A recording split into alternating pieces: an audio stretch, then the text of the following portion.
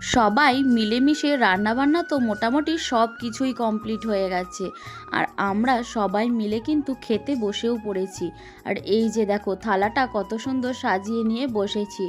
সুন্দর না কম্বিনেশনটা? আমার তো খুব পছন্দের। সাথে কিন্তু চাটনি, মিষ্টি, পাঁপড় এসবও ছিল। কিন্তু খাওয়াতে আমি এতই মগ্ন হয়ে গেছিলাম, যার জন্য কিন্তু সেসবের ভিডিও ক্লিপ একদমই নিতে ভুলে গেছিলাম।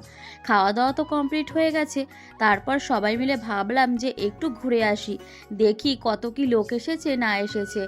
আর তোমাদের সাথে এই ভিউটা না শেয়ার করলে হয়?